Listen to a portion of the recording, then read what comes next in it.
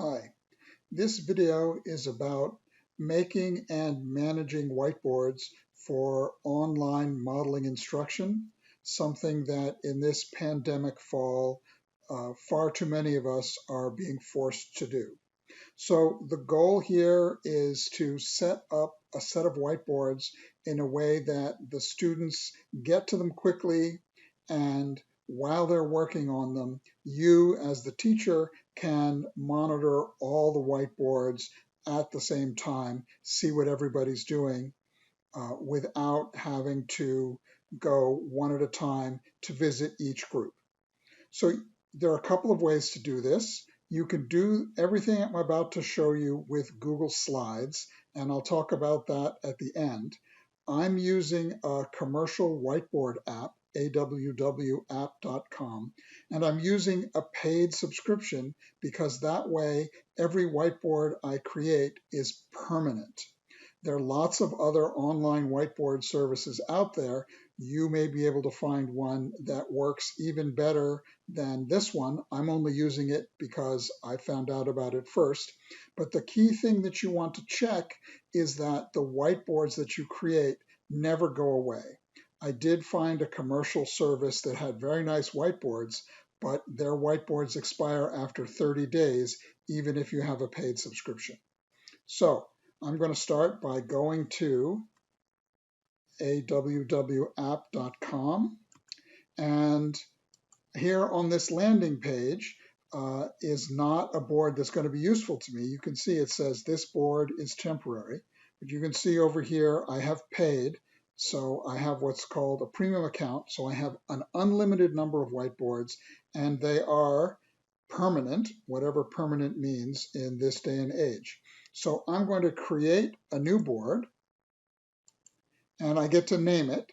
So I'm going to give it the very deep name of Group 1.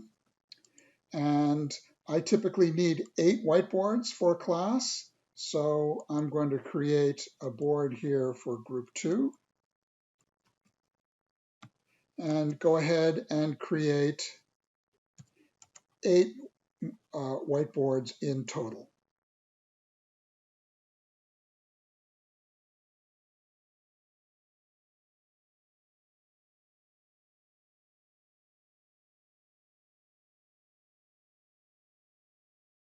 Okay, there is my last board. So let's just check.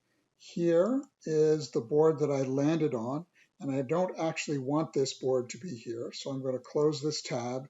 And I have group 1, 2, 3, 4, 5, 6, 7, 8. Now these are my permanent boards. I want to keep them, so I'm going to right-click over here, select Bookmark All Tabs, and I actually have a folder of bookmarks called boards. You can see the boards for all the classes that I teach. We'll call this example boards. So if I close all of these,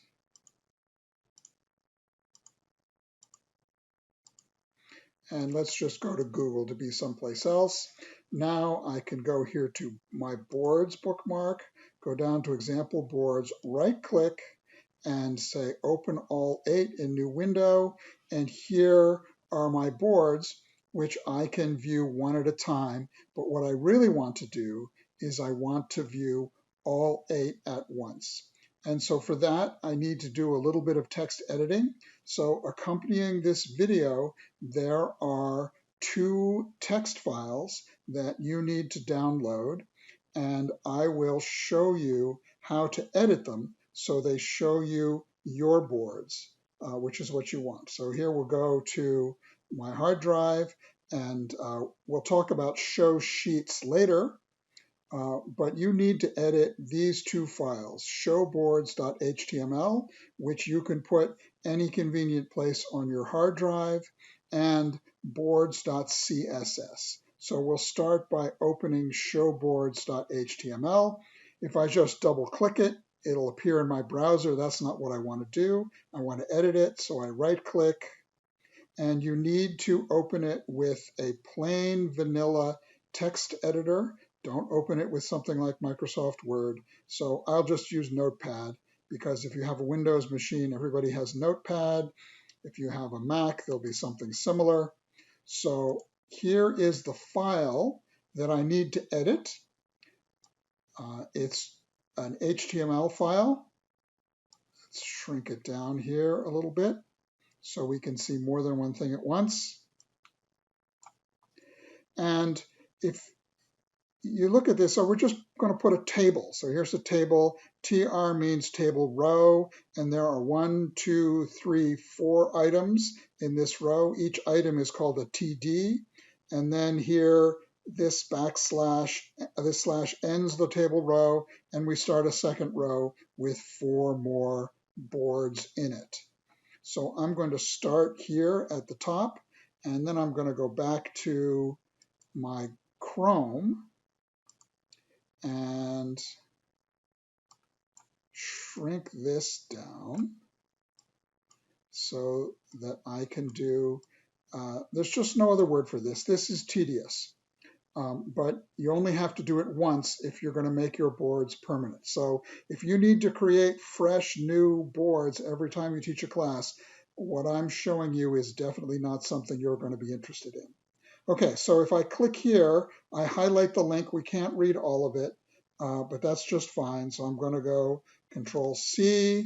I'm going to go over here to where it says src equals. I'm going to put my cursor between the two quotes and Control-V to paste. Then I'm going to go to board 2. Again, copy the link, paste it in here, and I think you can see where this is going.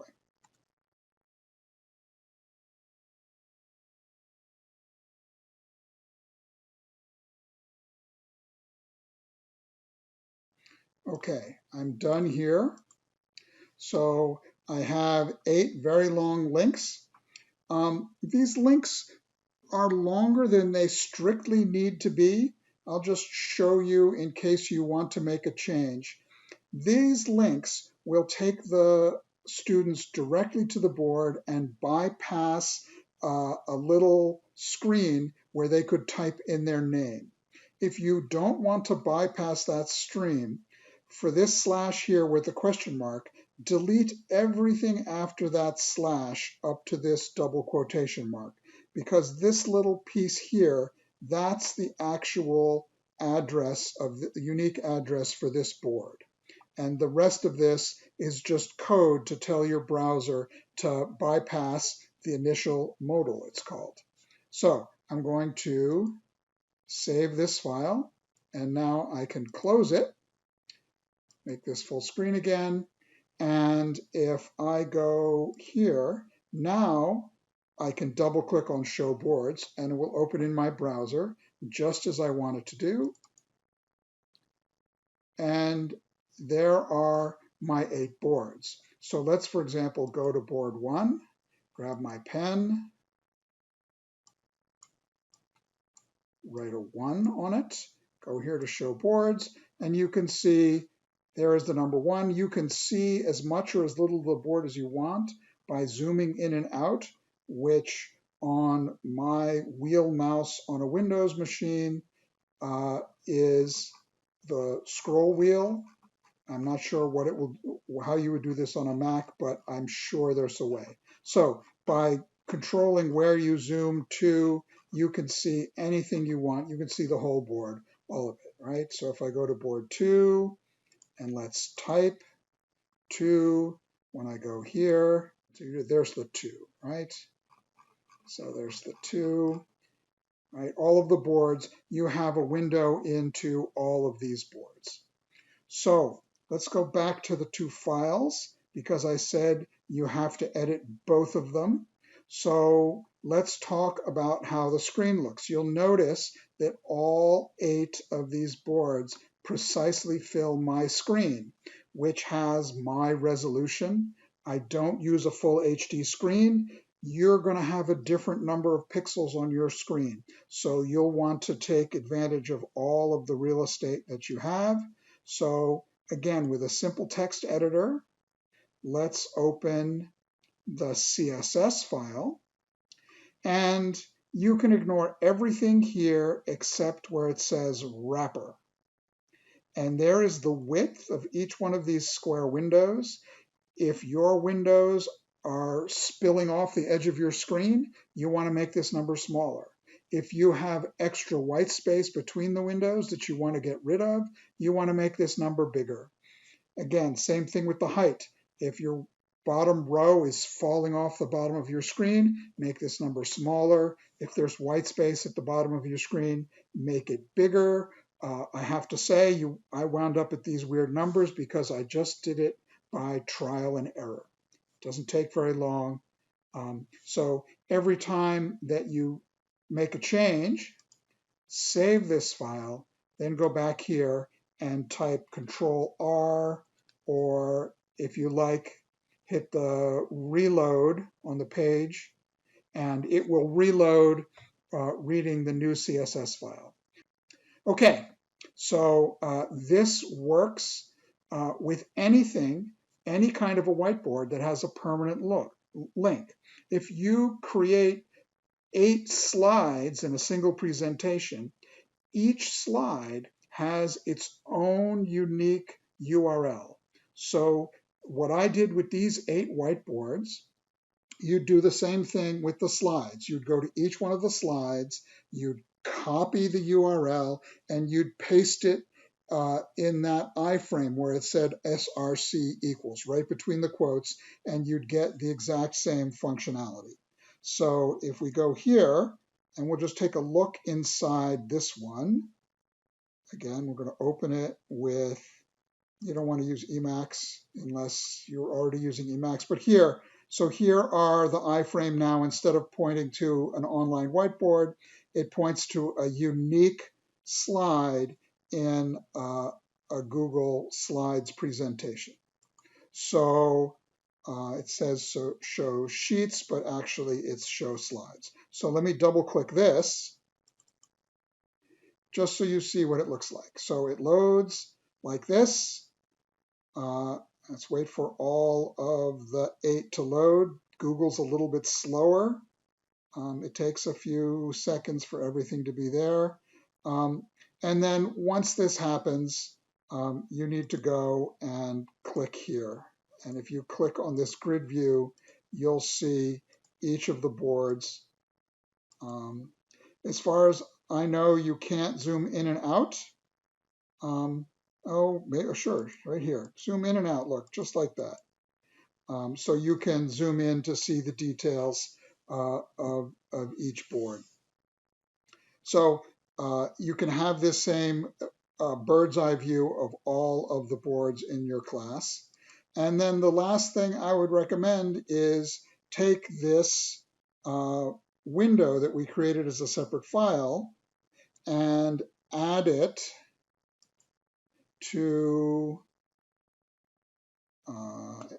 your folder where the other boards are stored. So now if we go and we look at example boards, you can see in this list there are the 8 whiteboards, and then there's Showboards. So again, if I do the same thing, I say open, now it's 9 in new window, I'll get the boards, all of them, and I'll also get Showboards, so I can see all 8 boards, bird's eye view. The last thing I want to mention is how you distribute the boards to your class. So I have here in a separate browser window, I have a Google Sheets file that I will use for this example. That's not very helpful. We'll stick this off to the side here. And again, we'll make this guy small because I have the same tedious link pasting job to do. So I'm going to go to board 1. I'm going to Control C. I'm going to go here, click on this cell, and now the shortcut key in Sheets is Control K.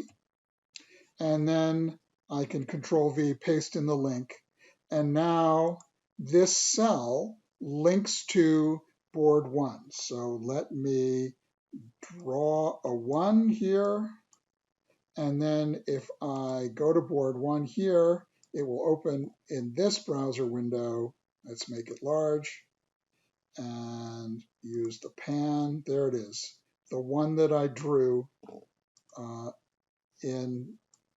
there it is. So 2 different views into the same whiteboard. So I would go through and create board direct links for each group. So I have 3 student groups typically. And so you just share this Google Sheet with your class, and I rearrange my groups on a regular basis. So I just paste the new list of names in this column, and everybody goes back to the same sheet. They find their name, they click on their board, and they go right to the board. There's no get the link, share the link, any of this stuff that consumed an enormous amount of time last spring. So it's not perfect. Apparently these days, nothing is perfect. Something about a pandemic I heard about. So if this looks like it's something that will be useful to you, then hopefully this video is helpful. Thank you.